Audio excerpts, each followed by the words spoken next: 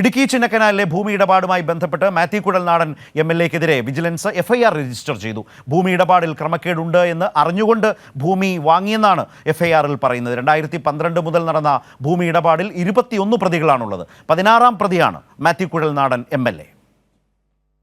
ഇടുക്കി ചിന്നക്കനാലിലെ കപ്പിത്താൻ റിസോർട്ട് പ്രവർത്തിക്കുന്ന മാത്യു കുഴൽനാടൻ്റെ ഭൂമിയുമായി ബന്ധപ്പെട്ട് വിജിലൻസ് നടത്തിയ അന്വേഷണത്തിൽ സർക്കാർ പുറമ്പോക്ക് ഭൂമിയടക്കം കയ്യേറി റിസോർട്ട് നിർമ്മിച്ചുവെന്ന് കണ്ടെത്തുകയും തുടർന്ന് റവന്യൂ വകുപ്പ് കേസ് എടുക്കുകയും ചെയ്തിരുന്നു. ഇതിൻ്റെ നടപടികൾ തുടർന്നു വരുന്നതിനിടെയാണ് കുഴൽനാടനെതിരെ വിജിലൻസ് FIR രജിസ്റ്റർ ചെയ്തത്. ക്രമക്കേട് നടന്നിട്ടുണ്ട് എന്ന് അറിഞ്ഞിട്ടും ഭൂമി ഇടപാട് നടത്തി എന്നുള്ളതാണ് വിജിലൻസിൻ്റെ കണ്ടെത്തൽ.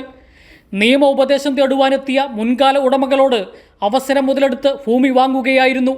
2012 മുതൽ ഭൂമിയുമായി ബന്ധപ്പെട്ട് ക്രമക്കേടുകൾ നടന്നിട്ടുണ്ട്.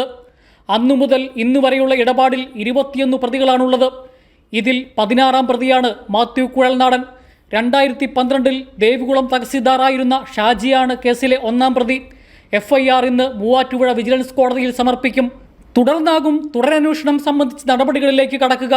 അതേസമയം മാത്യു കുഴൽനാടൻ അനധികൃതമായി ഭൂമി കയ്യേറിയതിൽ റവന്യൂ വകുപ്പ് എടുത്തിരിക്കുന്ന കേസിൽ കുഴൽനാടൻ്റെ അപേക്ഷ പ്രകാരം ഭൂമി വീണ്ടും അളക്കുന്നത് ഈ ആഴ്ച ഉണ്ടാകുമെന്നാണ് വിവരം.